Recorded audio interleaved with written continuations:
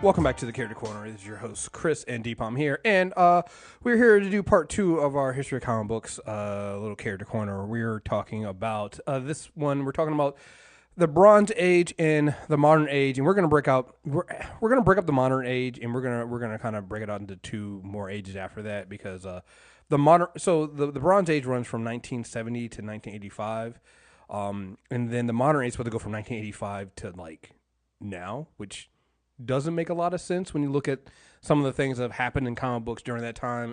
I feel like people just got lazy and stopped breaking them out. But there's definitely at least 2 more ages you can break out the modern age into, and so we're gonna do that. But we're gonna jump right into this for this character corner. I mean, we pretty much left off talking about the end of, around the end of the Silver Age with them. Silver Age is really Marvel. I mean, not to say DC didn't do anything. They did a lot, and you had things outside of comic books for DC that worked out, like Superman the movie was a big. Actually, no, that's actually coming into this next age. But they did a lot of things coming in with their Silver Age. But the Marvel really kind of blew up under Stan Lee, and we kind of went through that with, what did we say? It was like 10 characters in 10 major like characters or character teams in like 3 years. It was something ridiculous. And like some ridiculous efficiency. Yeah, it is a ridiculous thing, and that continues into the Bronze Age, and towards the end of that, we were starting to get more diversity. We were getting characters like T'Challa. We were getting we got John Stewart over there at DC. But the thing that really, to me, and so you could actually kind of say around that time, I wouldn't even be opposed to saying that the Silver Age kind of ended around 67, 68, because you were starting to get more real comics. You were starting to get things that really started representing the world outside your window, not just at Marvel, but at DC as well. But the traditional look is around the 1970s, and you have, I think there's two books that really stand out the most that really represent this time. The first would be, and we'll kind of come back into this, but you have Denny O'Neil and Neil Adams' Green Lantern, Green Arrow book that they bring them together, and we covered this when we did Green Lantern. And I don't think they called it Hard Traveling Heroes at the time, but that's literally what that run has become known as, because both of those books were kind of not doing really good in sales, and they basically said, well, he got green in his name, he's got green in his name, put them together. Which, on paper that doesn't sound like, you have a space cop, and then you have like a bleeding heart liberal working together. But the book really, it was grounding. It was something that you don't really see from DC Comics at the time, and it leads into I don't have the exact date on it and the exact number, but Snowbirds Don't Fly, which ends up having Speedy on the cover injecting heroin, which is also notable because it was one of the first modern comics to eschew the Comics Code Authority. Yes. Well, and yeah. They took that's one of the first comics that doesn't have it on the cover. Yep. Because DC decided they needed to tell the story outside of the auspices of the Comics Code Authority, and this was kind of the signal to other writers that, you can tell more mature stories, which, in my opinion, got a little the fuck out of hand. Oh, it did. We're going to get to that. So it was September 1971, and it was the Green Lantern, Green Arrow book number 85 and 86 that literally, and we talked about this before. We're not getting into it, but there is a book that happened before then. Again, just like was everything else, Marvel kind of beat them to the punch with this, and finding out the story behind Amazing Spider-Man. Was it 96 or 97? The Green Goblin Lives storyline. It was, I had it here on my notes. It was, I'm missing it. Oh yeah, Amazing Spider-Man 96 and 99. So it's not as like direct as Snowbirds Don't Fly, but this is actually the first book that does not actually, they did not put the Comic Code Authority on the cover, and it sold. And that's what kind of led to other publications sometimes not putting the Comic Code Authority on their book, or and actually the biggest thing was it led to the Comic Code Authority actually changing some of their rules, because basically what happened was. The Nixon administration basically came to Stan Lee and was like, hey, these kids like your comic books here, and, drug culture in America now. Maybe you guys should do an anti-drug book with Spider-Man. And Stan Lee, didn't tell them to go fuck themselves. Basically like, I'm not going to just tell a whole, PSA don't do drug storyline. So he kind of folds it into the background of the Return of the Green Goblin. And there's one with I think 96 is the one that has the drug addict who's being attended to by the cops, and the cops are saying Spider-Man's getting away. But the larger thing in there is that Harry Osborn's addicted to pills. Yeah, and that's in there, and that's storyline in there. And it was originally rejected by the Comic Code Authority because they're like, you can't do this, you can't show drug use in the books. And Stan Lee was like, but the government is literally asking us to do the story. And Marvel, Stan Lee and Martin Goodman were basically like, fuck it, we'll just release it without the Comic Code Authority and see what happens. And it still sold. Still sold. And so you get this idea of two things. One, that the Comic Code Authority isn't really an authority because it can't stop a book from actually being published. So it's this whole idea that we're making the rules, but you don't have to follow the rules if you don't really want to. Comic Code suggestions. Right. Just a strongly worded Comic Code suggestion. And then again later on, you get this Green Lantern, Green Arrow book, shortly after that, with literally Speedy, aptly named Speedy, injecting heroin into his arms, and again doesn't have the Comic Code Authority on the cover. So both of these it actually does have the Comic Code Authority on the cover, because what happened was they changed the code. They changed the code. They made certain changes in the codes. I forgot that book does actually have the Comic Code Authority on it. The Amazing Spider-Man one doesn't. And so what happens after Amazing Spider-Man comes out, the Comic Code Authority relaxes some of those rules. It relaxed some of those rules on showing drug use, on certain sexual situations. And a big one, because this leads to another explosion in new character either returning character or new character creations, monsters. Because that was one of the bigger, dumb things of the Comic Code Authority was super dumb. It was so stupid. You could not. We talked about this last time with Marv Wolfman had to have his full name put on there. They had to fight over to have his name on the cover because they're like, oh no, you can't have a Wolfman on the cover. It's like, but that's his actual. That's his actual name. It's not. So you couldn't show monsters, you couldn't show Dracula, you couldn't show vampires, you couldn't show zombies, you couldn't show werewolves and things like that. It made no sense at all in any of that stuff. So with the release of the Amazing Spider-Man 96 through 99, I think it was 99, wherever the three issues are, 96 through 98, you don't and it is sold without the Comic Code Authority. Comic Code Authority basically goes, well, if we don't change our rules, nobody really is going to keep our stamp on there because it doesn't matter. So because that Green Lantern and Green Arrow book is really an anti-drug book, and it's not promoting the use of drug use, but actually condemning it, it actually has the Comic Code Authority on it.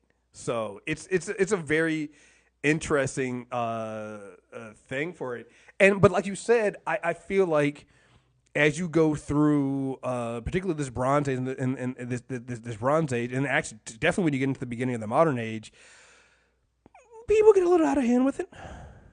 Yeah. It's giving the Europe want to be a cowboy, Gus. It gets out of hand. Yeah, just a little bit gets a little bit out of hand, and you kind of go a little bit too far, with it. But it's definitely it was definitely good because then that helps you get you get things like Blade. Blade gets created in Morbius. You get Morbius creation. Mm-hmm. You get all these things now because the Comic Code Authority has now relaxed this this rule on showing monsters and what kind of monsters can be shown, you can do things like that. You also get you now also get combos can actually speak more to things that are happening at the time. Because again, at the time, you're coming out of the 60s, you're going into the 70s, drugs are a thing. And if you have comic book characters and they're not talking about things like drugs, they're not talking about things like crime and things like that. I mean, this is also around the same time you get the Punisher created. You get a character like the Punisher who is literally, Marvel's housed in New York, and that time, crime and violence in New York is a front page issue. So now you create a character that is literally taking on crime, albeit he's fucking nuts. It becomes a thing that people that are reading can relate to, and I think that was a really important thing for comic books. Well, it's interesting because Punisher started out as a Spider-Man villain. It was kind of, we're dealing with a lot of the crime stuff, but we wanted to show Marvel was using Jerry Conway specifically was using Punisher as kind of a juxtaposition as why Eye for an Eye didn't work. Because people are trash, they latched onto the character, became something of a hero, but still. Right. In 1973, again, going with this idea of pushing the envelope and doing things, and another book that it does have the Comic Code Authority on it, but it was a big deal. The death of Gwen Stacy in Amazing Spider-Man 121 and 122. I mean, because again, this is another thing where you've had death before, but like this is Spider-Man's girlfriend. Right. It's not a background character. It's not set piece. It's a main fucking faction of the book. Right. Right. And again, it marked a huge shift. So I totally get why people do set the 1970s. Like I get your point too when we talk about this about putting like Infinite Crisis and even Secret War, so they're both around the same time, but that makes a good ending for the Bronze Age. The good beginning is that 1970s because it's one, you get the Comic Code Authority changing, but then it leads to a whole fresh intake of new characters, and I always feel I look when you look at the different ages and how they create, there always is that, right? There's always this push of some new characters that end up sticking, and it's usually a response to something. And here you have a response to, the Comic Code Authority releasing their relaxing their codes, and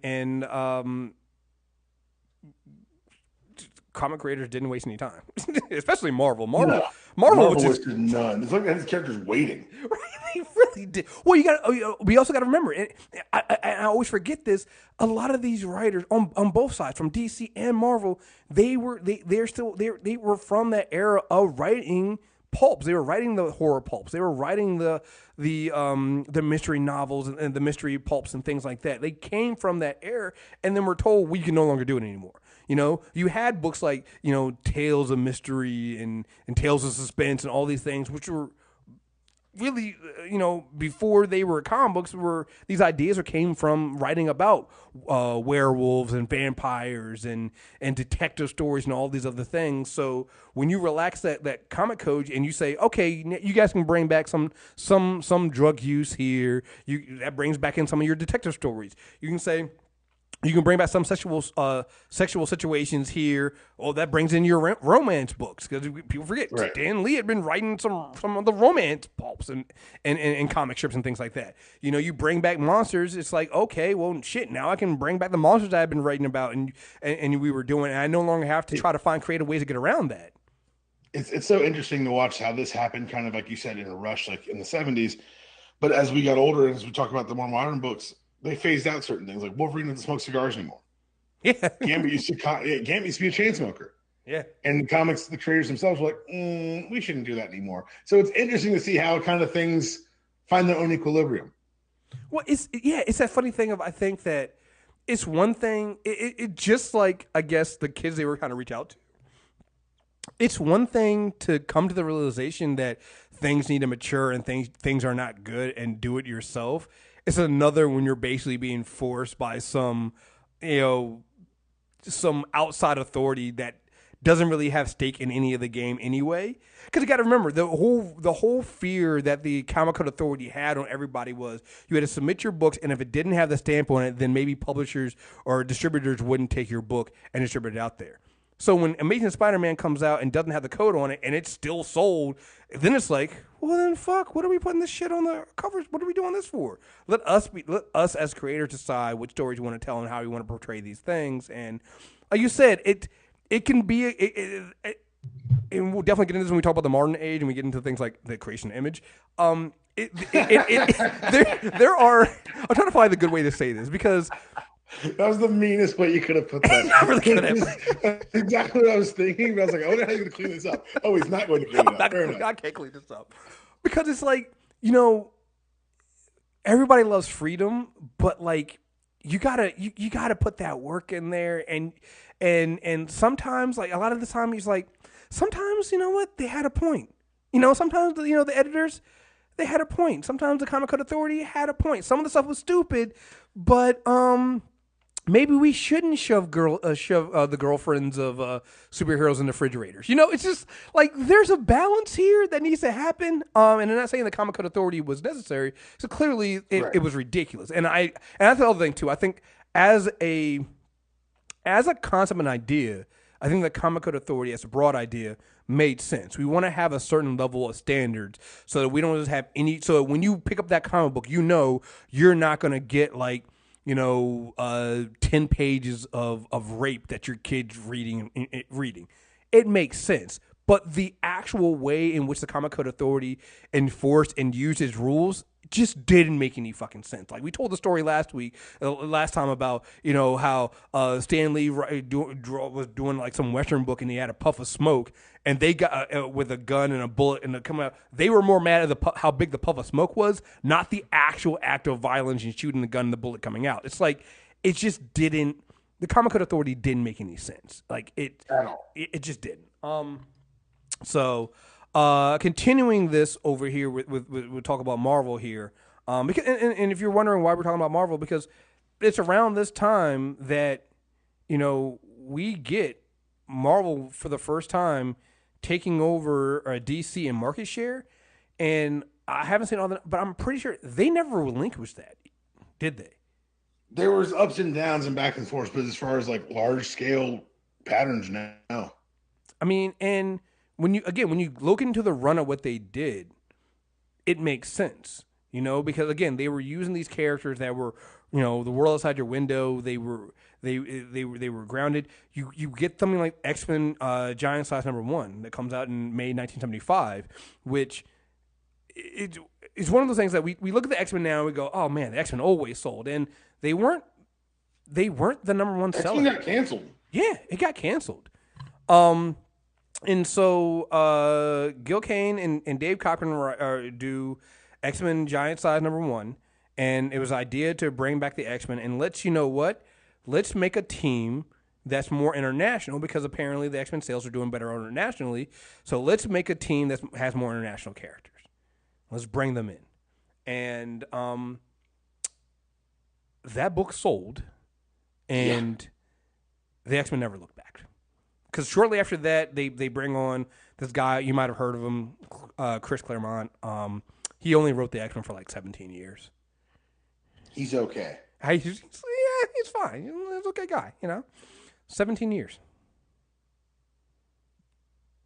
Like and starting with X-Men Giant Size #1, that is probably going to be your idea of the X-Men when you think of the X-Men. If you're in our age group or even a little bit, older than us, when you think of the X-Men, you're thinking of the team that starts forming after X-Men Giant Size #1. You're thinking of the Pride of the X-Men, the big cabinet arcade game. Yeah. Yeah. Frustrating Wolverine for no good reason. Never not be funny to me. Yeah.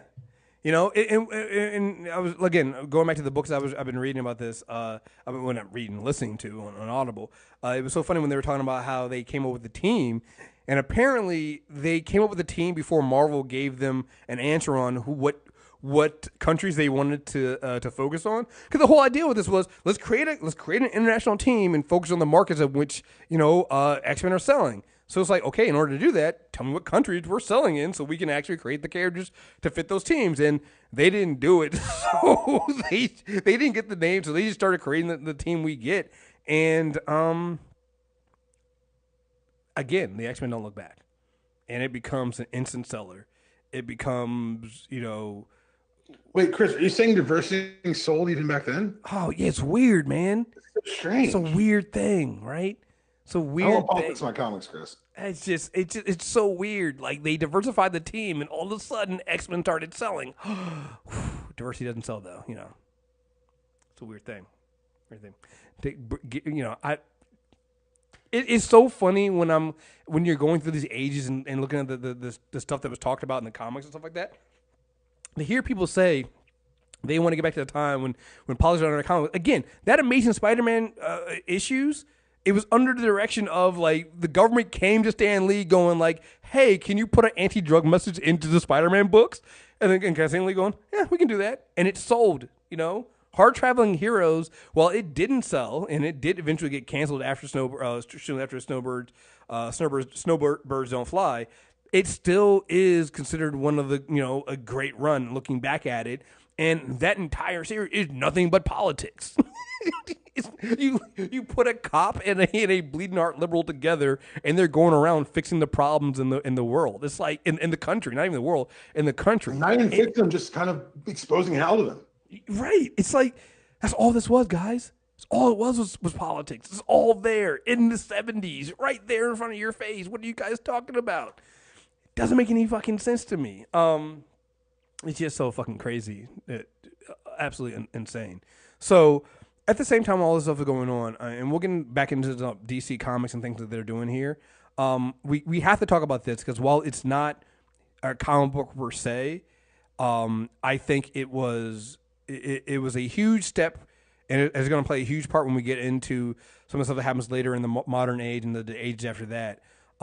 Superman the movie, and not just for it being bringing a comic book character to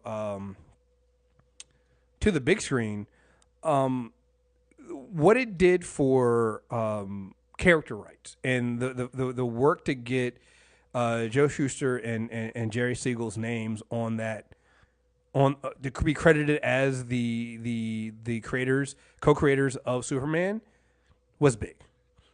It was huge. It was a hard fought battle. Very hard fought battle. It was it Neil Adams and Jerry Robinson? I think I can't remember who helped represent Joe Shuster and Jerry Siegel in there, but it was very, very big. It was such a big thing. It actually made the news that this fight was going on because they use the idea of DC is and WB DC is putting money into this movie to make this movie, and they don't want they didn't want the bad press, and you had Jerry Siegel out here going like, I hope the movie flops. I hope the movie fails because they're not giving me credit. They stopped putting our names on the comic books. We don't see any of that.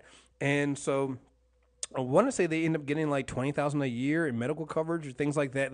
It was a huge win, not just off of the monetary side of it, but honestly, and this shows you, and I think this is definitely going to go into, again, when we talk about the good things that would led to image being created and things like that, like character representation, character acknowledgement, like giving them credit for the work they did.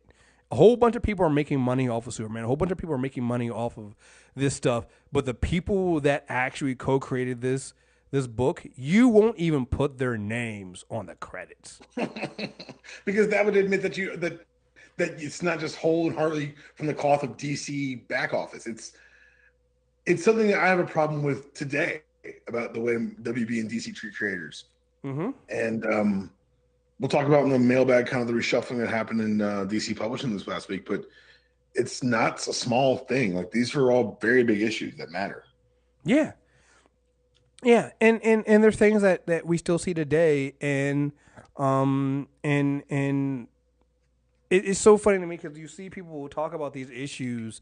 It was like, oh, well, this is new. They're just doing that. I'm like, no, they've been doing this from the beginning. Like this was like because the character came out in 1938, and so this movie, I want to say I can't remember, I don't have the exact date of the lawsuit. I know the movie came out in 78. So let's just use the 2 dates of when the character was created and hit the pages of Action Comics #1 and when the movie came out. That's 40 years. It's a long ass time. 40 years. 40 years, and just so when the movie opens up, you can see co-created by Jerry Siegel and Joe Shuster. To fight, like, you shouldn't have to fight for that. They shouldn't have had to. They really, really shouldn't have had to. And so, yes, Superman the movie turned out to be a huge deal. It was funny listening to this book go into who they were trying to go after for playing Superman and how they eventually settled on Christopher Reeves, and all that is great. And again, the movie did huge things for DC. It really did. It did huge things for DC. It did huge things for the idea of comic movies, even though Marvel would not get into that and would not successfully be able to get into that until the late 90s. But to me, one of the biggest things when it comes to related to comic books is the fight that Jerry Siegel and Joe Shuster had to do to get this, and the fact that Neil Adams and them had to help them do it. Basically say this is wrong, and the fact that even after that happened, you still had it happening. Because how long after that before they started recognizing Bill Finger? Still, Bill Finger's very recent. Yeah, it's still like another 30 years after that. Bill Finger's doing the same thing. They were just to get Bill Finger's recognition and again, it's not just Batman. All the characters he helped create. You do not have a DC Comics and some of these characters as you know them if you do not have a Bill Finger. And it took so long to get him recognized for that, to get the co-created by Bill Finger. Like, this is not like you would think that once this decision was with Superman happened, that they would have changed their tune, and it didn't. And yeah, it's kind of fucked up. Yeah, very much so. I agree. Very fucked up, actually. Let's see. Also at DC at this time, you had Kirby jumps over to DC from Marvel, so you get him and the New Gods creating his. Yeah, Kirby's crazy. I say that in a good way, not like a bad way, but just King Kirby's crazy, man. Yeah, crazy. But it also gets you the creation of Darkseid, who actually stayed on, and you also get the New Gods. So you get that huge jump from Kirby leaving Marvel over the DC, basically because he wanted to be out from under Stan Lee for a little bit of time. So you get that. I'm trying to see if we got some other things in here. I'm waiting up to the 2 books that kind of, for me, in the Bronze Age. Let's see. Oh, another big one here. Licensing. Marvel hooked up with this little known movie. You guys might have heard of it. Star Wars. Yep, sure. Did licensing and wrote a few books. I don't know if you guys have heard of Star Wars. It's, some people say it's a big deal, but you might not have heard of it. There's also get things like you get toy companies coming in and trying to work with comic books. So you also this is when you get Transformers. And I've heard of that one. And licensing with that. So all this stuff kind of happening in there, and I think that licensing. When a lot of time when people think comic books and licensing, they think of the horrible deals Marvel later on makes with licensing their characters. But there's also the idea of toy creators coming in and deciding to try to license with comic book creators, comic book companies to write books that tie into their toy lines. It didn't always work, at least not for the toy lines. Sometimes I guess Transformers I think stands out because I guess it kind of did.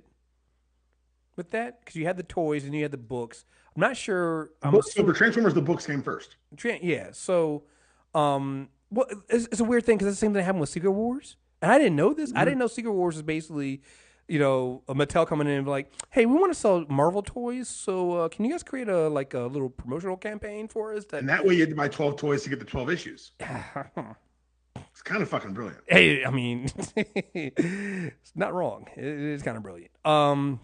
You also get the direct direct sales market in comic book shops springing up all over the place, and that's representing about 70% of sales now coming from comic book shops. I mean, you still get. I think it's still huge and something that we don't see today.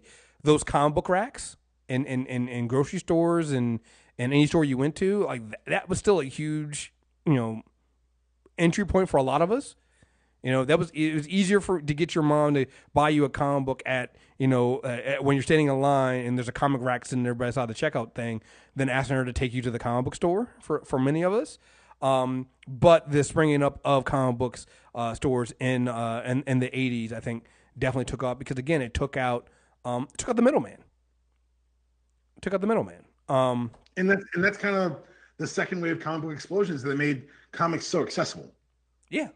By putting them with toys that kids are going to buy anyway, by putting them in Walmart, by putting them in Targets, by putting them in convenience stores.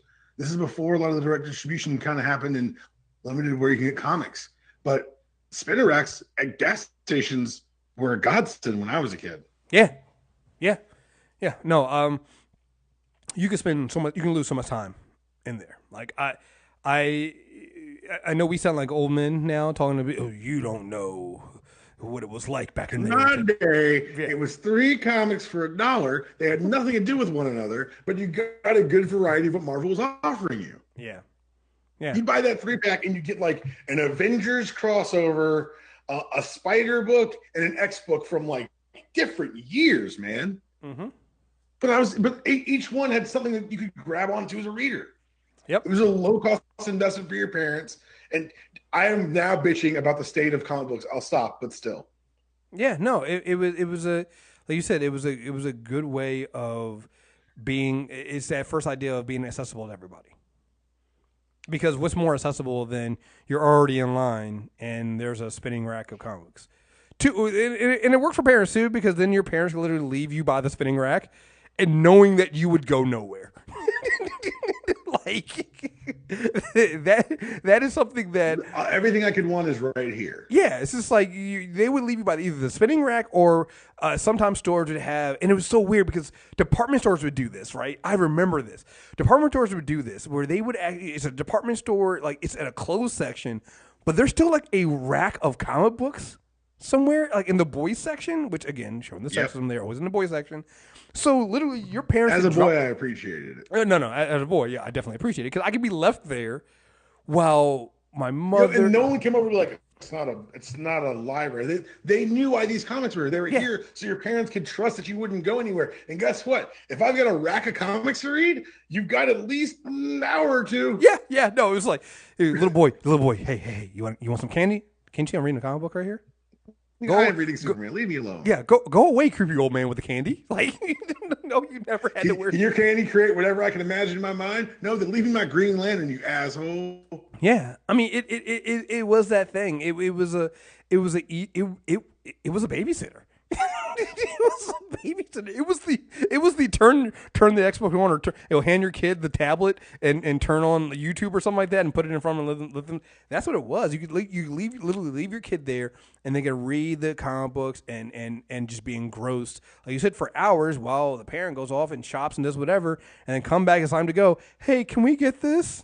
And that was the thing. So yeah, that definitely as another thing in the Bronze Age, I think it was a huge thing, and it was that huge step into making sure we make comic books for everyone. So, trying to think of anything else. Again, we talked about the return of horror comics. Oh, the other thing talking about this Marvel taking over the market share at this time is, again, I think it also comes down to this is when, you can kind of say maybe a little bit before then, but this is really what did it for me, the pettiness between the two companies. Like the way Marvel took over the market share, which is such an underhanded way, the way they came out, Martin Goodman basically said, all right, cool. We're going to raise the price of the comic book from like 20 cents to 25 cents, and then we're going to double the pages, right? So he does that, and they're still selling. So then DC does the same thing. So then Martin Goodman comes in and then lowers the price back down to 20 cents, and then halves the pages again, while DC is stuck. And I'm just like, you're fucking asshole. You guys are such an asshole for that. They're here to win. And that's the thing about this. Like, there's distinguished competition. There's like the marvelous boys down the street. It's all fun. It's all games. But what they realize in this era is that comics aren't growing. Mm-hmm. And we're selling to the same market. and we're competing with a world that's rapidly accelerating as far as options of distraction that aren't 4-color comic books. Mm-hmm. So game had to get played. I'm not making excuses for Marvel. I'm not apologizing for Marvel, but I see what they were looking at. And without having the backing of a Warner Brothers who's owned DC since the 60s, it's you have to be smarter, faster, and move quicker. You have to. If you're the little guy in business, and you guys can think what you want about Marvel today, in 1984, they are the fucking little guy. Yeah, no, they were. They were. I mean, it just, you know, they were. It was a little guy taking on, you know, David taking on Goliath. It really was. So again, going back to the horror characters, we had Blade. We also should have mentioned Swamp Thing was also created around that time. So, all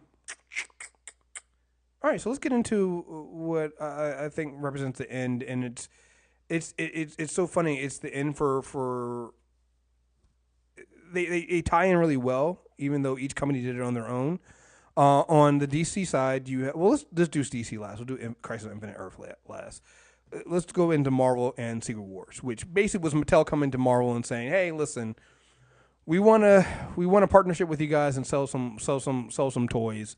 So we need you guys to do an event." So they decided to put together Secret Wars, which brought all these characters and not just the heroes but the villains together as well, and that kind of led to, you know, Mattel giving some insight into, well, you guys need to modernize, Dr. Doom's costume is too medieval. You got to modernize a little bit. Same thing with Tony Stark's and all this stuff to kind of, you know, whatever best to sell toys. And, I mean, we know that this has been done since then. This is the first time that they directly anything like this was ever done. And we know that it hasn't always been successful. Even before when things like this were tried, even here, it's like it was more successful for the comic book than the toys. They definitely sold more comic books than they sold toys. But comic wise, it was the first time this was ever done, and it was hugely successful. And you're gonna always, from this point on, you're always gonna see this marriage of whether it's toys, some kind of other product, whether it's toys, movies, TV shows, something trying to tie into the comic books and saying, hey, see, this is going to be a mutual beneficial thing where you help us sell the toys and we help you sell comic books, and it's win-win for everybody. It doesn't always work out that way. Definitely doesn't. But yeah, that's what Secret Wars was. And Secret Wars, I think, ran, was it 84 to 85? Yeah. Yeah, 84 to 85. And I love how they work Secret Wars into the books without them destructing the books. DC, because every book was like, "Oh, things are changing. It's a year later. What happened in that year gap? Better go buy these toys." Yeah. All of a sudden, Spider-Man's got a black suit. We covered that. We covered that when we did the Spider-Man Peter Parker. I was like, yeah, Spider-Man just comes back into the regular. If you only were reading Spider-Man, he comes back with a black suit. You're like, what the fuck happened? You know, where'd that happen? You're like, you better buy them fucking toys. I mean, again, it's smart, but it goes back to what you were saying. We're about to get into this. DC's approach instead is to always reboot, and so here's the thing. Crisis on Infinite Earths is, I feel like they had to do something because it was getting out of hand. So I see what you're saying that. Mm-hmm. They didn't have to. It wasn't broke. This wasn't a huge line item on Warner Brothers. They could have stayed the course, but I think you're right. To keep up, they had to. And that in and of itself, making the decision to keep up speaks to, I think, the leadership of DC at the time. Yeah. Because here's the thing. I think they had to do something. I don't think that it, for good or for bad, mostly for bad, I think this has become. I don't think when George Perez and Marv Wolfman did this, I don't think that their plan was that this is going to be the blueprint for how DC always moves forward. That anytime that they get a problem, that they were going to do this. I really do believe Wolfman and Perez really believe that they were trying to, you know, correct everything and bring everything into one universe, one world, and leave it. And if it had been left there, I think Crisis on Infinite Earth does that job. You know, they kill off the Silver Age Flash and Barry Allen, and then bring in Wally West, who takes over as the Flash. I'm like, there's nothing really wrong with that. You know, you condense everything down, and you get rid of all the multi-Earths, and you create just one Earth, and you deal with one set of continuity, one timeline. If DC had stayed that course, and every now and then maybe bring in like some of these other characters here and there, but not always try to explain it all, I think it would have been fine. The problem is that I think they keep going forward. They keep trying to explain it all, and at this point, you can't. It went from, oh, we're going to white out everything and start over, to, what if we shake the edges sketch again? Yeah. And I think that was part of it. Is that DC was so reactive to kind of fan questions and fan uproar. Like, we've seen other companies, Marvel, make decisions and tell the fan base, fucking keep up and ride along or walk away. We'll be fine. And DC is always like, oh, you miss Jay Garrick? Well, every time I make a book, it's not selling that well. You really miss him. Okay, well, we'll bring him back to JSA, I guess. Oh, you miss Supergirl. Word? Because, no, I thought, I mean, they're saying they want Supergirl. Give them Supergirl.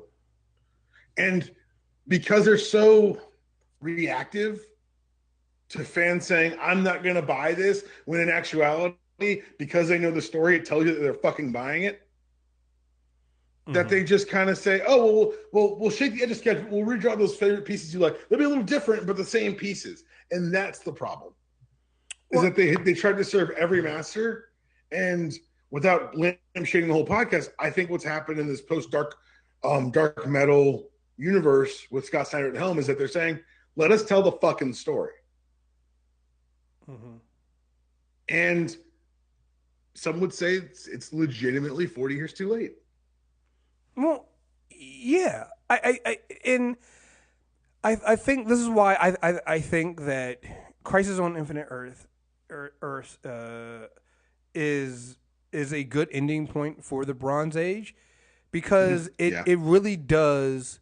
Like Secret Wars, like you said, Secret Wars comes back and Marvel keeps going what it does, and there's definitely some clear indications. But I think that going to the modern age, you see a definite shift, a definitive shift over at DC that leads to some of the choice later on, which I think really kind of leads into some things we've talked about with their other properties when it comes to like their movies and their TV shows. Like we were just complaining about this on the Arrow podcast when we were talking about they're just about the Ghost Initiative instead of using Suicide Squad. You're like, why would you do that? But then when you think back to what happened with the Crisis on Infinite Earth, where it's like, oh, this is a response to, for all intents and purposes, some dude in the comment section.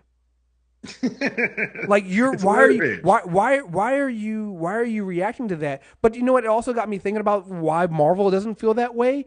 And I'm like, because you know, you might have people write in the guy on the comment page, but they were writing to Stan Lee, and Stan Lee didn't give a shit. Stan Lee realized that. Well, why? Because Stan Lee realized that the angry dude in the comment section who's writing you in bought the book. He's buying more books than the guy who doesn't write. Right. If you're angrily writing in about, because this is not like today, right? Where you got people who find other ways of getting these books, right? It's a different thing. But at that time, if you were writing into the Marvel bullpen, the bullpen building, it's also not like today, because today it's I made a comment on the message board. Right. It was, did you write a letter? Yeah. Did you buy an envelope? Did you buy a stamp? Right. Did you address that letter? Right. You had to go through work. I'm so mad I don't care about your books anymore. Motherfucker, you paid postage. Right. You care at least 27 cents or however much a stamp should be. See you next month. See you next month. Same bad time, same bad channel. What are you talking about? You're not going anywhere. Right. So, but you're absolutely right. I feel like, and that's why, to me, I think Crisis on Infinite Earths, I think on one hand gets a bad rep because it set a bad precedent going forward, which is absolutely true. It absolutely did, and the way DC used it going forward, it used it as a hammer when it should have been used as a scalpel, and that led to a lot of the problems we see later on. Go ahead. Well, I'm just saying, well stated. Yeah, I and agree then 100%. That's the way to put that. but on its own at that time, I think it works. Like to me, when you go back and read it, and it's just that time, it's like, okay, you guys are trying to like if this was their idea, like you said, what they're trying to do with the post dark metal world today should have been done here. If going forward after Crisis on Infinite Earth, they put all that story into place, and like this is 85, so I guess it ran to 86.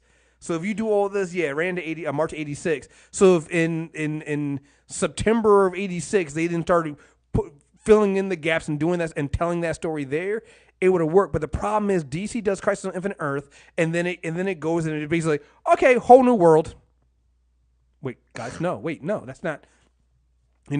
This. So we get into the end of the Bronze Age. We then go into. We talked about this before. We then go into them changing all their characters. Batman is a perfect example of this. What happened with Batman, and particularly with I think even a lot of the characters, was in the tail end of the Bronze Age. We had Dark Knight Returns. We had Watchmen. Yes. These deconstructions of what a superhero could be, and so whereas I think a lot of those fans were thinking, oh, DC will get more to straightforward heroics after Crisis. It was like, what if we learned a lot of the wrong lessons? Like, what if we rolled, I don't know, the Killing Joke into continuity? And so that ties into this commercialization of comic publishers, because, like you said, again, individually,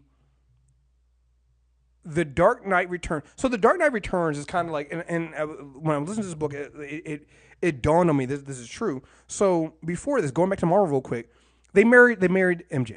MJ and Spider-Man get married. They make a whole huge big deal. I didn't even know that they did this. They actually had models at out at a and married some models off that looked like Peter Parker and MJ at a Mets game, and they had Stan Lee officiated and all this other stuff, right?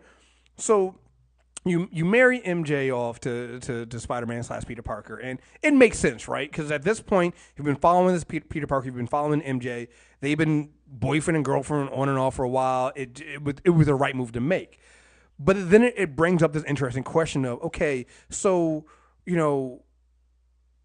how do you keep your characters related to new audiences? If you've been following Spider, and I think this is one of the issues that Marvel does struggle with, and I think it's one of the answers that DC thinks they've answered, but they've only made a bigger mess of it is, all right, cool. Peter Parker is now married with a wife and kid. If you've always been a Peter Parker fan, to you, that makes sense. But if you're new coming in, if you're a new kid coming in, you're not going to be, how do you relate to a grown-ass man and his wife now? Like, what's that relationship here? I don't think it's wrong. I've always seen that argument, and I get that argument. I understand that argument. At the same time, why aren't the X-Men in high school? You know what I'm saying? Like, I don't buy it either. Here's the thing: I don't buy the argument. I don't buy that argument. I see it because I'm one of those. I'm a Stan Lee nerd, so every comic is someone's first comic. But no one's ever walked into a Spider-Man book. I don't care if you've never picked up a comic in your life and said, "What's this Spider-Man character all about?"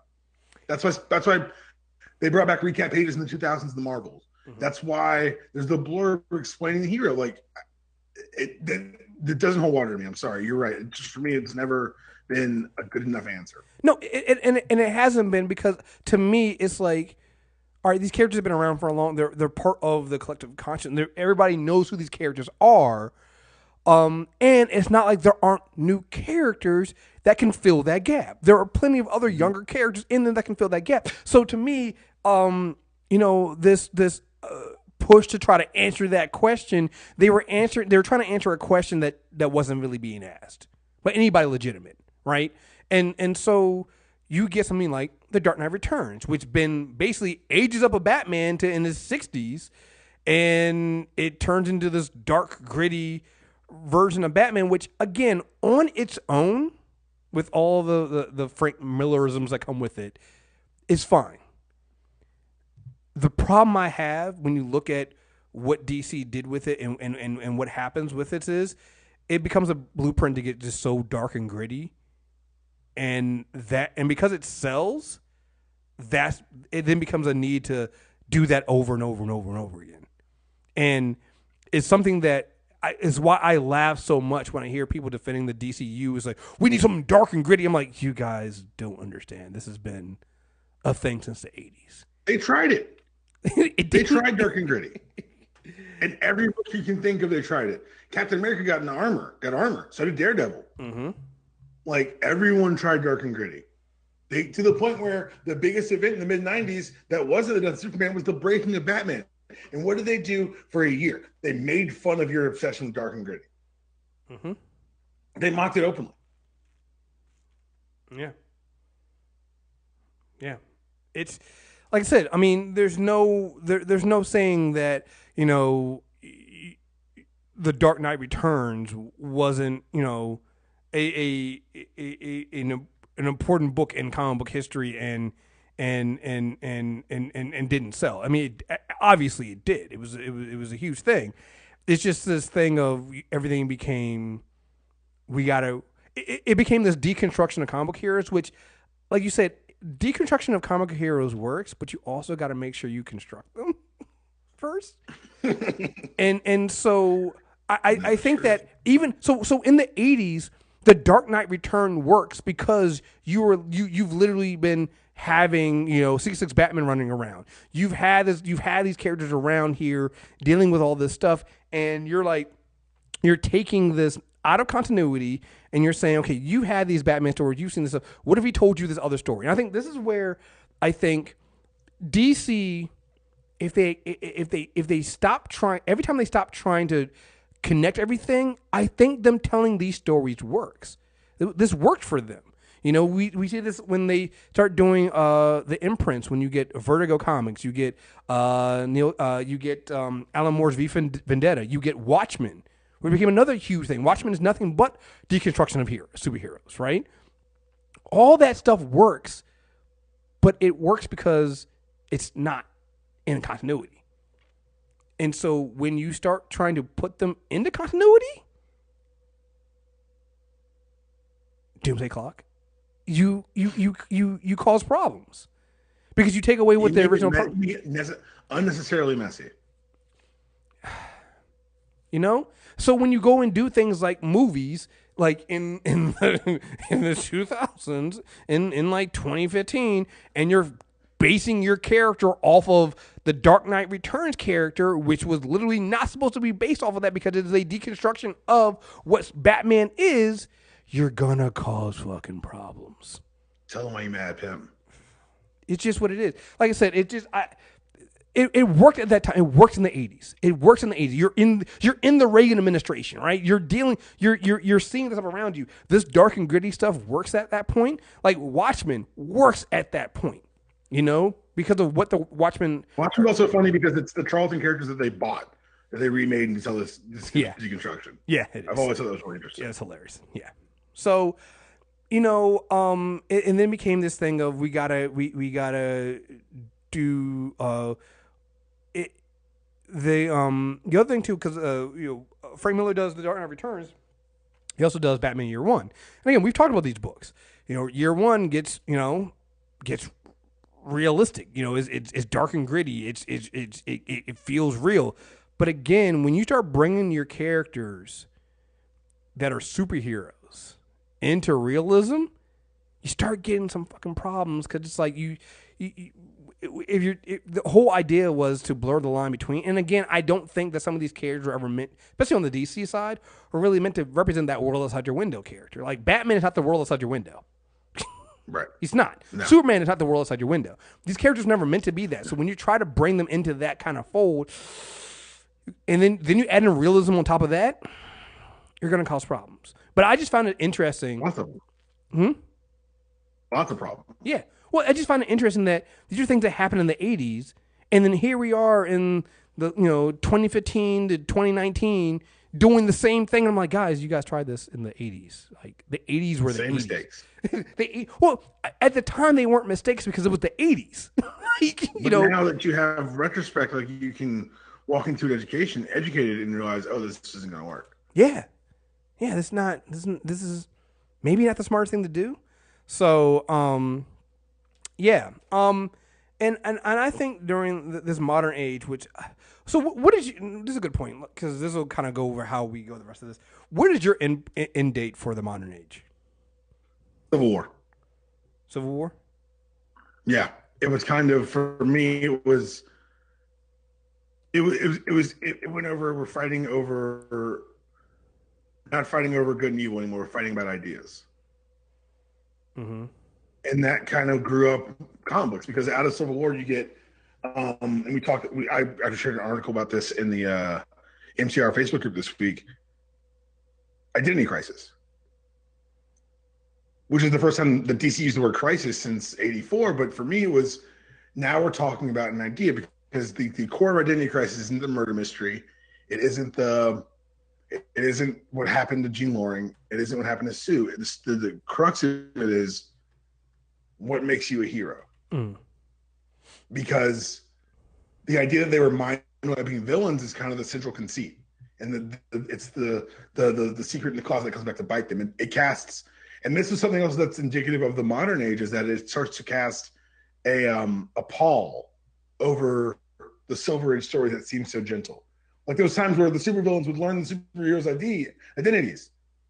Each time that happens, Zatanna was called in to wipe their minds. Mm-hmm. And what happens if you say, don't just let their minds change something, take something away from them? Why was Dr. Light a Justice League villain, then all of a sudden getting beat up by the kids in the Teen Titans? They gave you an answer to that. And so for me, it was from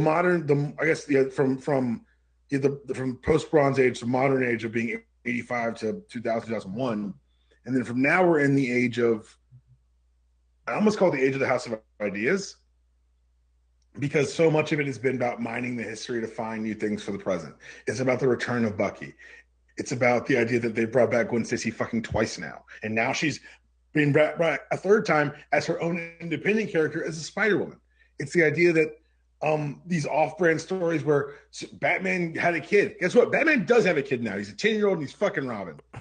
Like the idea that, oh, Superman could have a kid. Superman does have a kid now. His name's John. He's kind of cool. Like, it's this. What's happened is the nerds, you, me, kids before us, they're writing these books now. Mm-hmm. And they didn't, there's no comic book school. So what they did was they took this education, this liberal arts education that's taken over the country, which I think is a good thing because liberal arts education teaches you to argue basically anything. Yeah. And what they've said is we're going to apply the classical teachings to the things, the archetypes that we love. That's why Tom King goes, serves his country in the CIA, comes back and writes comic books. They do the 10-year challenge, or the 8-year-old challenge this week on Twitter. It said, your 8-year-old you is looking, you're going to talk to 8-year-old you. Are you doing the job you dreamed of when you were 8 years old? And Tom King wrote back, because everyone else is like, oh, I want to do paleontologist. I want to be a marine biologist. He's like, well, I want to write comic books. and I am. And he's winning awards for it because he's taking the life experiences of a generation, and everyone says, oh, millennials. Millennials, by the way, are 40. Right. Like, so let's just demystify that one right now. Millennials are people born from 1980 to, I believe it's 95. It's a 15-year gap. I'm a millennial. I'm 33. I own a home. Chris is building a new home. He's a millennial too. Yeah. Like this isn't some. You know, it's a little side. I always find it funny when millennials like our age. They show pictures like, like that's not a millennial. Well, yeah, they bemoan millennials. I'm like, guys, you're a millennial. You're talking about yourself. It's the best. People are dumb. Anyway, just like the craziest shit. Like this generation of people who grew up on these big ideas and deconstructed superheroes. You got to remember that when we were born, Dark Knight Returns just dropped. Watchmen just dropped. We found them later, but that's kind of defining the era in which we were born into. And so people from that era, people who read those things, who read Gaiman and Morrison, they're now writing their own books. Mm-hmm. And while they still love the superheroes that they were raised on, they're coming at them with a more mature lens. And that's why we've got the debates on who do you side with? Is it Cap or is it Iron Man? Even though it was written by a hack named Mark Millar, and you obviously had to side with Cap because he turned Iron Man into a goddamn fascist. Well, it even comes down to with the Secret Invasion. That's one of the things I loved about early 90s or early 2000s to mid 2000s Marvel was that every event built on something else.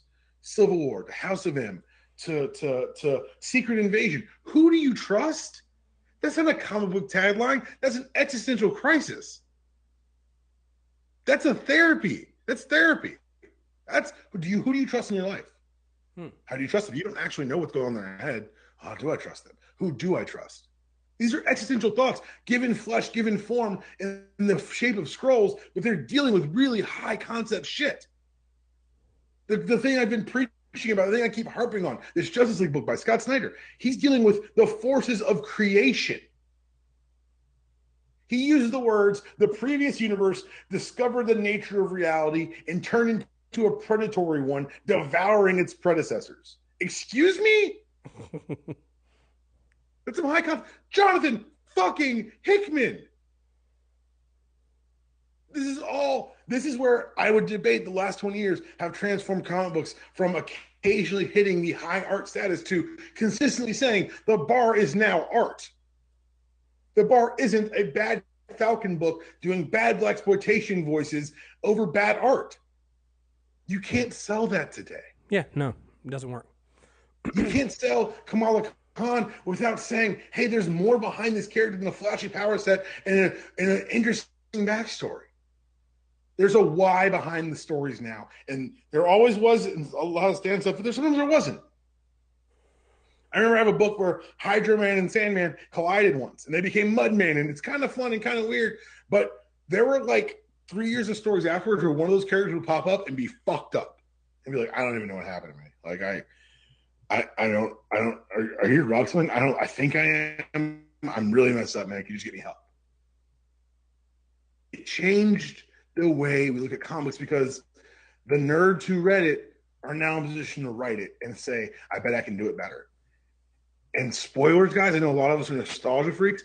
A lot of the stuff today is a lot better. No, it is. I mean, it builds on that. Like I said, we're gonna go back to because we jumped over there. I really wanted to hear where Dpalm ended this up because I was around the same time. I had mine ending around like the 2000s because I got that shortly after the collapse at Marvel and the Marvel I think files for bankruptcy 96. So I had it shortly after that.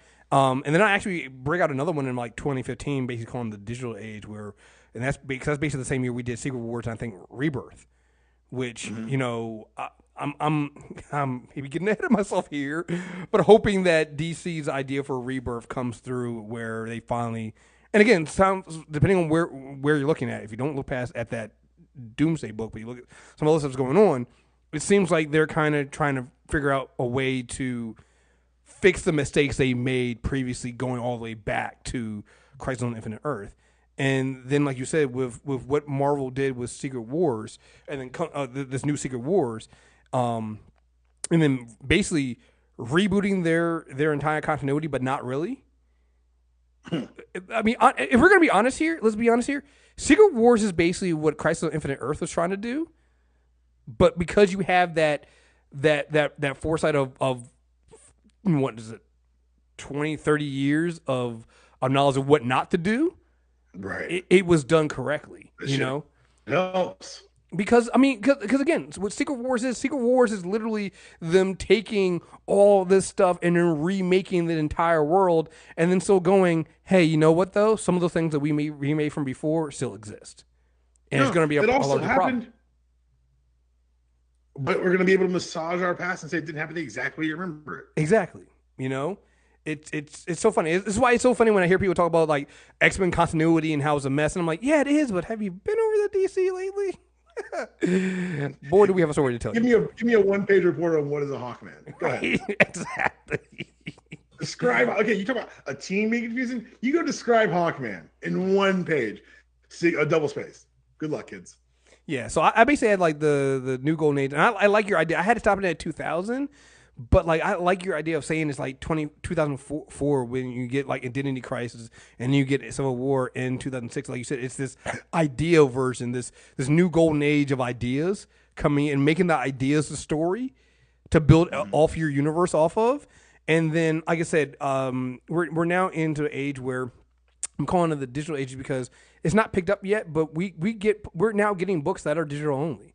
We're getting a shift in how people are. It might not go anywhere, But it's definitely seen a lot of people putting work behind that stuff. Anyway, let's go back to what people consider the modern age, starting in '85, because there were some things that definitely came up during this time that I think were important. We already talked about Watchmen and this birth of the graphic novel, which again, I feel like the '80s, the Bronze Age, the early Bronze Age, is where you get this concept of a lot of like ideas and myths that persist today. The idea of the graphic novel and you getting people going, I don't read comic books, I'd read graphic novels. And I love that statement that Alan Moore's a crazy person, don't get me wrong, but even he at one point points out, it's just them putting 6 to 12 comic book issues under one cover and then calling it a graphic novel. And now all the same people who didn't say they like comic books all now of a sudden are lauding praise all over them. And I see that to today. People going, I don't read comic books. What do you read? I read graphic novels. So if people do read comic books, I'm waiting for the trade. Right. Well, I get that one too. But at least they don't call it graphic novel. I mean, I can understand it all, but I still don't have to like it. Oh yeah. So you get this push, and it again, I think it was another big shift in the industry because again, when you go to the people that are waiting for trades, that changes how you calculate how sales are doing on a book. Are people waiting for 6 to 12 months for all the issues to be collected into a trade before they buy it? Or are they buying it month to month? Like, and how do you calculate this? How do you calculate the success of a book? If people have asked, this is why we tell you to buy the books, because they're measuring things differently now. They have to. Mm-hmm. We've changed the paradigms. You've got to change your spending habits to go with them. Sorry, I feel the need to say that. No, it's true. But this is also with tied into again the corporate structure of the publishing companies that came back. No longer do you have just a Stan Lee sitting there that you could run into in the elevator, or you could just write a letter to and go from there. You have a whole corporate structure where comic books now are being. I mean, they were always meant to sell, but now it's like it's about hitting a bottom line. It works for a good point. I mean, remember, the number one selling comic book was 1991, X-Men number 1, 7.8 million copies. 7.8 million copies. Like, I think the original run of Action Comics number 1 was a 200,000 copies. 7.8 million copies. Now, people didn't know at the time, this is going to kind of lead to the collapse of the comic book sales. Yes, this is going to break comics. This is going to break comic books because corporate structure. A lot of people don't understand. Supply and demand. So we'll get into that when we talk about like the Death of Superman and just people, the speculator market and collector's editions of comic books that sold 7.8 million copies. That doesn't exist, because if 7.8 million copies exist, is it really a collector's edition? Mm-hmm. Before we get there, we talked about it before. Let's talk about the creation of Image Comics. 1992, 7 artists split off. It was artists. I think it's important to point out. Split off from Marvel and DC. We've talked about this before. We've talked about this when we come to Comics Gate. And not saying all these creators are fit into that Comics Gate. They don't. Some of them might, but not all of them do. But it's just a weird thing with artists, and I don't know what it is. I don't know what it is about art. It's always artists, right? It's always the artists that decide they have a big plan. So, 7 artists split from Marvel and DC. It's Todd McFarlane, Jim Lee, Mark Silvestri, what was it? Jim Valentino, Eric Larson, Rob Liefeld, and I'm missing one. I can't remember who the other one is. Is it Will Portito? I can't remember. It was Portito, yeah. And with all due respect to all the gentlemen, it doesn't matter. I mean, okay. And listen. I know there are listeners who are going to say Dpalm, Image Comics defined my childhood, and that's fine. And they had a real impact because they brought when Image came out, they brought like that paper quality and like the art quality that people weren't expecting to see out of comic books. I'll be honest, they were really leaders in that forefront, and they did some damage to DC and Marvel because they took a lot of the top end artistic talent. also forced them to find new people, which is a whole other thing. It literally did it hit big news. It dropped. Marvel shares dropped like 3% because of this. Like, well, you remember the Marvel method was give the writer the outline, give the artist the outline, let them write around it, draw around it, and then some would say these artists became drunk with power and started a company. Mm-hmm. Yeah.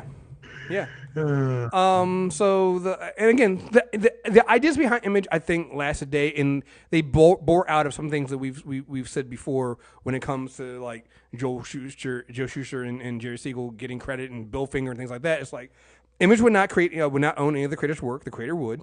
And no Image or partner would interfere creatively or financially with any partner's work. And Mr. Stuff will have no intellectual property except for the company trademark, their image and the name and their logo. That was it. Like it's a good idea, right? Also, no editors. Yeah, no editors. Because again, you're on and I've talked to creators today, like Cullen Bunn and stuff like that, who work for like not just Image but other things like Dark Horse and things like that, and like what the process is with them going through there. And again, these third party publishers, these other publishers outside the big two, they give you a lot of leeway. You can go here and tell the story you've been dying to tell that you might not be able to tell anywhere else. Just some of these original comics that came out from Image that were originally published under Malibu Comics, Liefeld's Youngblood, The Savage Dragon by Larson, Spawn, that's obviously the big one from Todd McFarlane, and then Wildcats from Lee. I mean, these are. Can we also acknowledge that Youngblood was just his Teen Titans pitch? Yeah, it was just his Titans pitch. Like that, you can. They're the same fucking characters. Yeah, no, it's clear. I mean, Michael was so fucking lazy with this. He gave him a lot of leeway. He was so lazy. Yeah, I mean, look. The thing that the book I was listening to, it summed it up pretty well, because eventually this core 7 breaks up. Image Comics obviously lives on, and we get things like The Walking Dead. You get Saga. You get things that, I mean, and again, Image gets a big chunk of the sales that aren't DC and Marvel. But the book I read summed it up this way: is the reason why you didn't get this brain drain from Marvel, you didn't get this brain drain from DC when these 7, again, remember, we just said X-Men #1 with Jim Lee drew sold 7.8 million copies. So when you lose this guy the following year, and mind you, Jim Lee wasn't also as antagonistic and as much of a problem as Todd McFarlane and some of the other guys either. But when you lose this guy, people are going to go, oh, shit, what are you guys going to do now? But, like, the book basically says, like, they wanted all the power but none of the responsibilities. and I was like, the shade in this book was so good about it. But it comes down to what it was.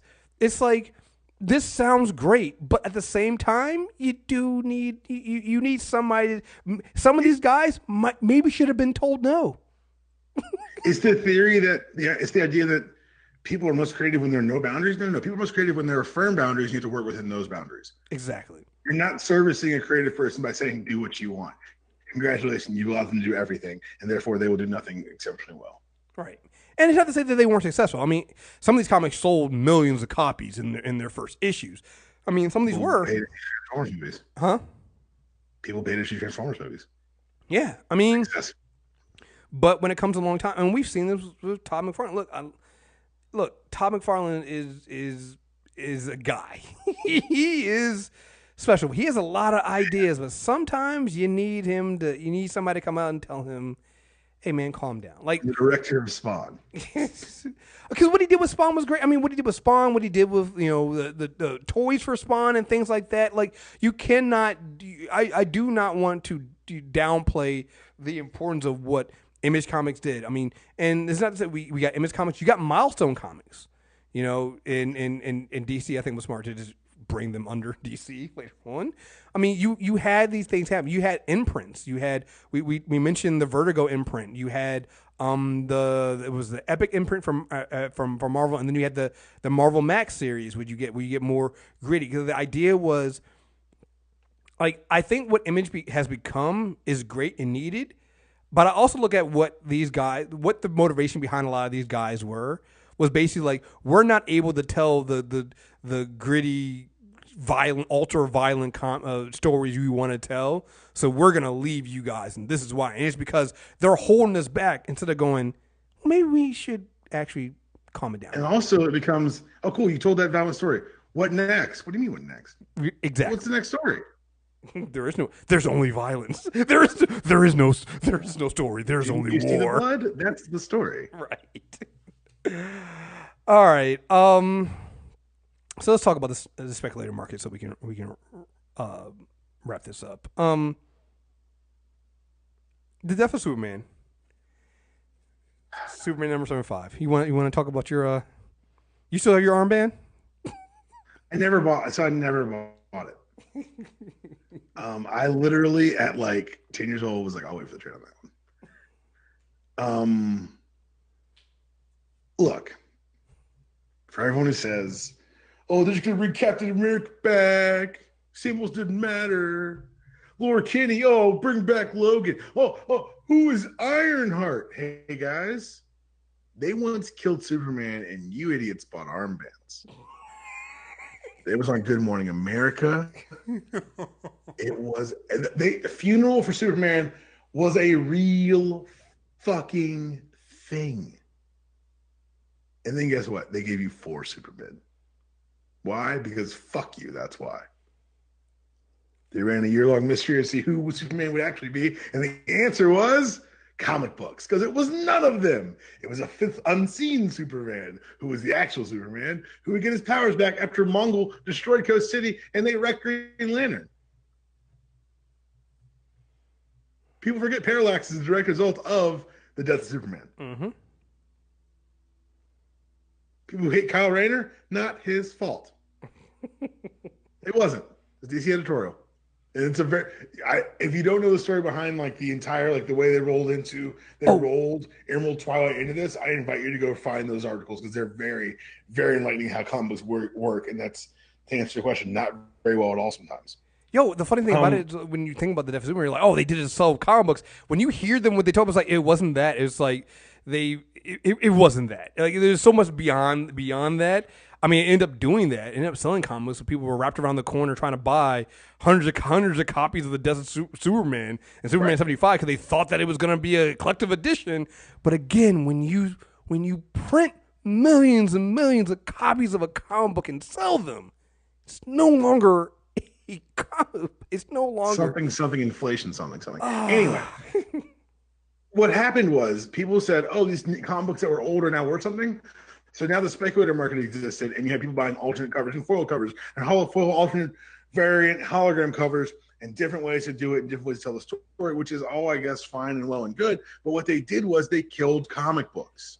Because like Chris was saying, people were buying these books, but not because they were interested in the story. They're buying them for the one day, hopefully, that because Superman was actually dead this time, wink, wink, nudge, fucking nudge, this is going to pay my kids' way through college.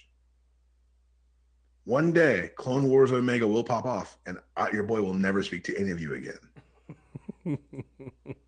Clone Saga Omega. Once that happens, peace, you broke bitches. The foil cover. The foil cover. Like, how many covers did X-Men 1 have?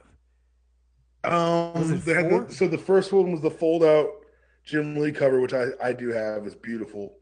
I think there were 2 printings of that one. This is not me looking at the screen. Let me top of my head. And then I know there were at least 3 more covers. There's an incentive cover. It was the first of the big mistakes that they made. Yeah, I mean, industry. Yeah, Marvel started doing this. I mean, this is where they get a little big for their britches, and they start doing things like this. You get like 10 covers for an issue. It goes overboard. I have some foil covers. I'm not gonna lie, I do. That was the thing, and I remember, people thinking that they were gonna blow up like they were like baseball cards, and these, like you said, they're gonna pay for my kids' college. Baseball cards is your point of reference. Jesus Christ, I'm old. What can I say? No, I was talking about for them. For them to be like, this is gonna be just like baseball cards. Yeah. No one's like, word. Well, because find a more prescient reference. Well, the thing about it, the thing that gets me about it is, it's like you got to remember. at the same time, you're having things like, Incredible Hulk at 181 selling big, the first appearance of Wolverine. You're having these issues from the Silver and Bronze Age, early Bronze Age, that are becoming collector's editions because, again, distribution of those original issues wasn't as big as it got. And so people didn't understand supply and demand, and we're working out here. Again, these are things that are going into, like, something like they're selling so many, you're going into a third and fourth print. Guys, that's not going to be a collector's edition. It's just not. I mean, and even when you look at the prices of some things that did kind of hold their price, there's only a handful I can think of. Like, one of them I can think of is Ultimate Spider-Man.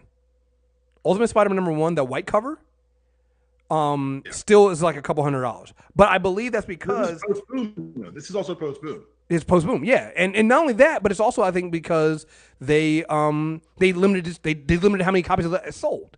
So yeah, if you limit how many copies you're ever going to sell of a certain cover, of a limited edition cover, that's one thing. But you can't say this is limited edition and then print out 4 million copies. Oh, you can. You'll just screw your industry. Okay, I'm sorry. And so Marvel filed bankruptcy in 1996. They don't go away. They obviously don't stop selling comics, but it was a real question if they were at some point. DC continues. Like you said, I mean, things bounce back. I think partly because of what we see in a lot of these characters get new life breathed into them because of what we saw in, like, live action movies. I think that definitely did help regenerate some of the interest in the characters. But like you said, I think that there was a concerted effort at both Marvel and DC to become houses of ideas and start making the ideas the selling point of the stories they were telling.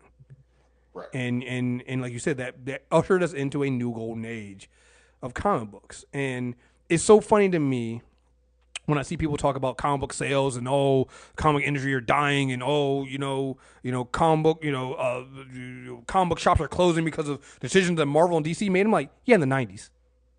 Yeah, you guys all lost your comic book shops because the decisions that, and I don't want to just put this on Marvel and DC, the decisions that we all made to fall into the speculator market of this. Yes. Because we were all part of the problem. We all you and I both know that when certain things come out, you and I may tell each other that we're buying an incentive cover.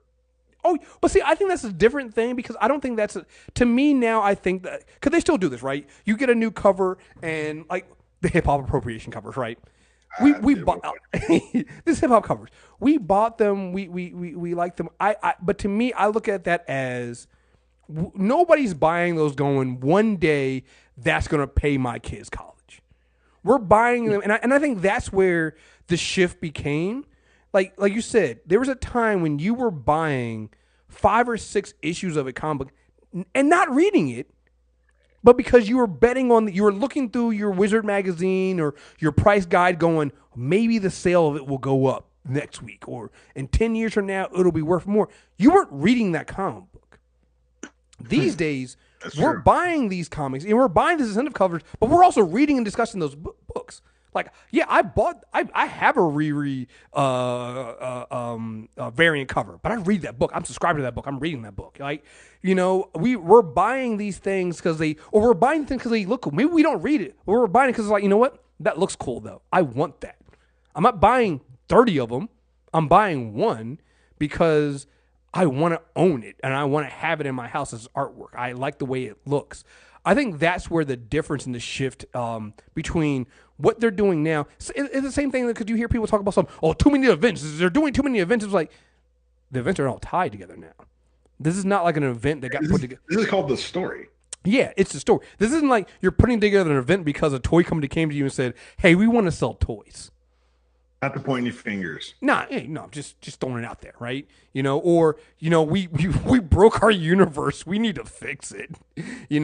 This is the event goes to another event because it ties to the previous event. Like, these things happen, No Justice, Justice League No Justice ties into what the events of Dark Metal were. Like, they're related. Right. They come directly there. This isn't, we're just going to pull something out of our ass and say, oh, well, this week we're going to do this because we're hoping that it sells. We're coming together. We have these ideas. We're going to put it together, and that's what we're going to do. And then maybe we can tie in some other ideas we had before, and then build a 5-year to 10-year plan of how a whole entire complete story can go. And I think example is War of the Realms is finally happening. Right. We've been reading about the War of the Realms since Aaron picked up Thor in 2011. Yeah, we've been building to that point. So now when you get this new event, it's not new if you've been reading, because you're like, boy, ready for this, I'm gonna be like, fucking finally. Right. And I'm sure after issue one, I'm like, too fast. Hold on. Right. I'm not ready. I'm not ready for this. I'm not ready for this. I'm not ready for this. The Force War, the stuff we're doing within the Flash, these things, it's like we've now gotten to the point where it feels like, you say, it goes back to what you were saying before when you were talking about how we've gotten to this new age of, you have creators that once were fans and now are the writers creating the stories themselves and learning from the mistakes of the people that they grew up reading have made. So you're right. Yeah, we still see events. We still get these variant covers, but it feels like a different, it feels so different, right? It feels so different from this time than what we used to get. And yeah, I really look forward to seeing what happens over the next 10 to 15 years with this, because we're clearly going to get another shift at some point, because it's just the way that comic books have gone. It's been here since, like, people keep saying, oh, the death of comics are going away. They've been here since the 30s. I think they're going to be fine. I think this is an industry that has seen a lot of adjustments. Mm-hmm. And I think they're going to, I think we're all going to be fine. So. You got anything else you want to wrap up on this one, man? I know we skipped over a lot of stuff, and I think the reason for that is, the Bronze and modern ages, if you will, are basically the ages we grew up on, and I do know that some of these things we're going to be going into much more detail later on this year, probably. So, I skipped over some stuff that I know just come up, and I think at some point we got to do a DC issue, DC episode and a Marvel episode on their own, because there's so much rich history in each one of those companies and what they did from there. But you got anything else you want to say about this one? No, it's so funny, because I would advise everyone to listen to the rest of our character corners, because we talk about the modern age so much because we're such big fans of it, and we're able to just say, oh, it doesn't really match with what we grew up on, but they're making it better, making it work. Like, I'll talk to you for days about that Red Robin run that ended the previous continuity with Tim Drake and Nikita and Marcus Toe, because I think it's great writing. But you're right. I think that we're back in a new golden age. I think this is a place and in a time where our fandom and our love is paying off, and I'm here for it. Absolutely. All right, so we just wrapped this up. Next month, coming in February, we're gonna have it's gonna be Captain Marvel month, so we're gonna get into everybody in Captain Marvel, ending with Carol Danvers. So, because there's a whole section in the book I was listening to on this about the terrible way that they've used they've handled. Oh, have you read this? Oh, so you're gonna have you read this before? Oh no, I know that. I've read. Look. My introduction to Carol Danvers, as you would know her as Miss Marvel, is the idea of her basically just being left over after Rogue took her powers. Like I have Avengers annual number 10. So I knew that. I meant more like her being the mother to her own lover or some shit. Oh no, I knew about that too, and this is. They've treated Carol Danvers, and just to preface this, because I see so many dudes going, I hate Carol Danvers, blah, blah. You hate Carol Danvers because the way she was written, you were never supposed to like her. And it wasn't until she was a non-factor. The reason we love Carol Danvers, and all people give this writer shit, thank you, Brian Michael Bendis. Mm-hmm. We'll get to it. Yep. All right. Well, there you guys have it. We again, it's going to be at least a two-parter. So just stay tuned for that, and we're going to get right into it. And thank you guys very much for listening. And until next time, we're out of here. Peace.